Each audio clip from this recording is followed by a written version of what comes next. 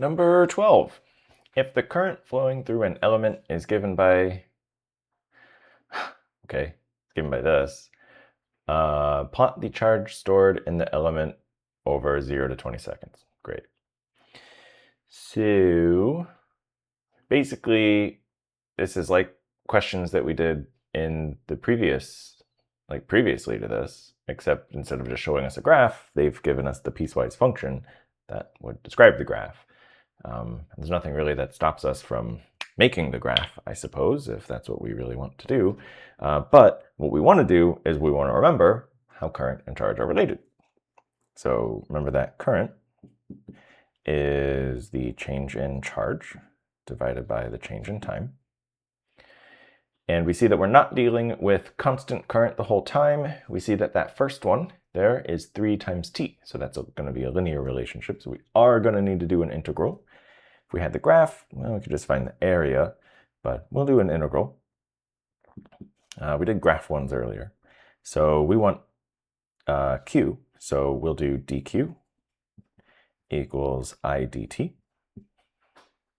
And if you integrate both sides, you find then that the total charge will be, how are we doing this? Yeah. That the total charge will be q. Well, let's just do it this way. Delta q, the total change in charge, will be the integral of I delta t. And then that integral will be from 0 to 20, but because it's a piecewise function, what I is doing between 0 and 20 changes. So from 0 to 6, it's 3 times t. So we'll do it in these 4 different chunks. So we'll do chunk 1 is 0 to 6 seconds. I is equal to 3 times t.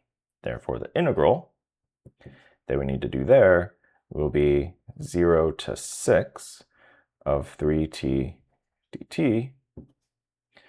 And that will be 3, we'll get a t squared, and divide by 2, right? So if you do it backwards, squared, gets rid of that. Yeah. And that needs to be evaluated between 0 and 6.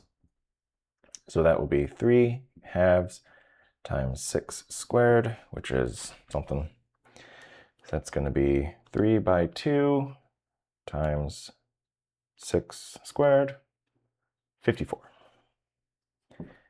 54, and we're dealing with amps, it says, capital A, and seconds, and so that's coulombs.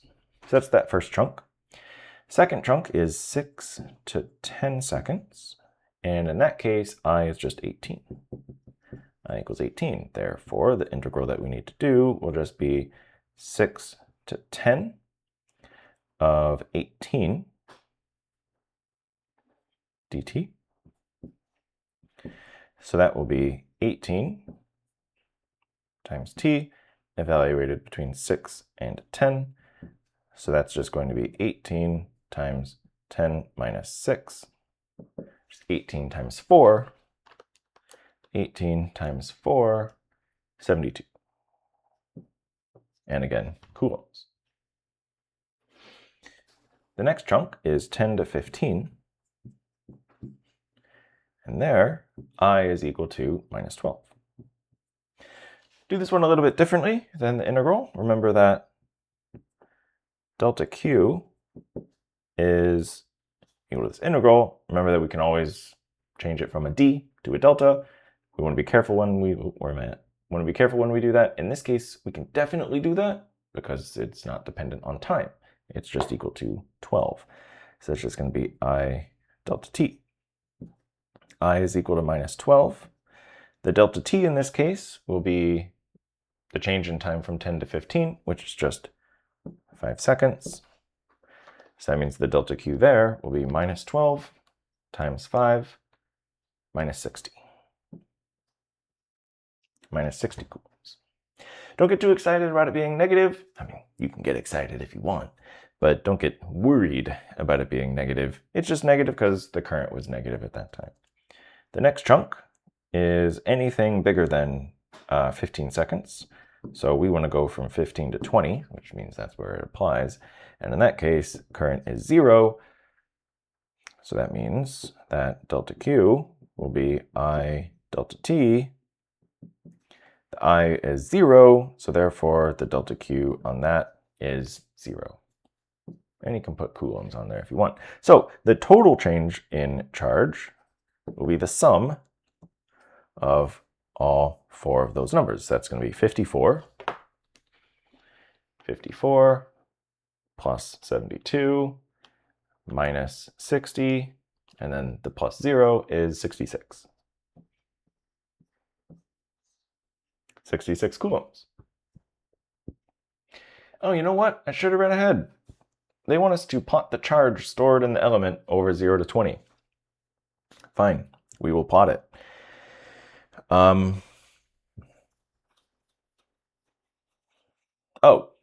okay, yeah, they want us to plot the charge. That's fine. I thought they wanted us to plot the current. We don't need to plot the current. We just need to plot the charge. So, so that means the total charge stored is what they want, not just, keep in mind, this is the charge stored, this is a charge added in from 0 to 6, and then this is the charge added in from 6 to 10. So from 6 to 10, you have more than 54. You've added in an additional 72. From 10 to 15, you've taken away 60, and then from 15 to 20, you didn't do anything.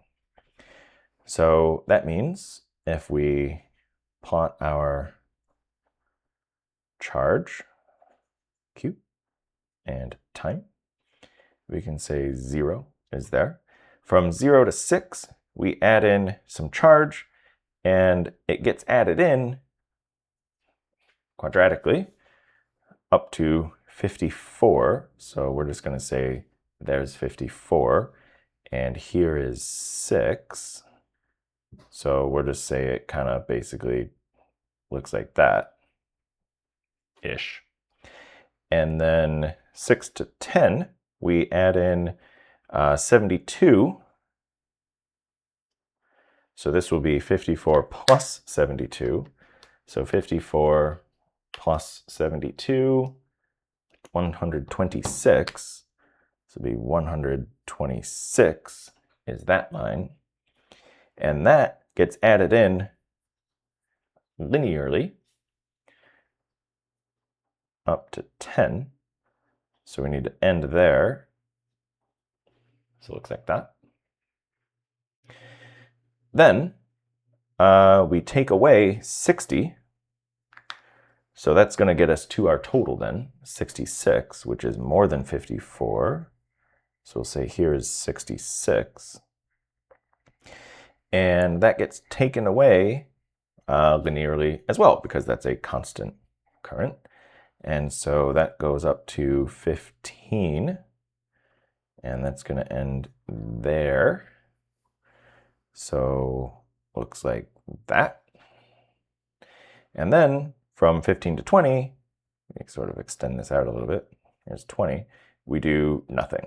And that means there's no change at all, so it stays the same value. That's what it looks like. So it increases quadratically because the current itself was increasing linearly. I see that we have that quadratic dependence there of the charge, all the way up to 54. Then we add in an additional 72 up to 126. We take away 60 to bring us down to 66, which is where we stay then. And that's all they wanted. Yeah.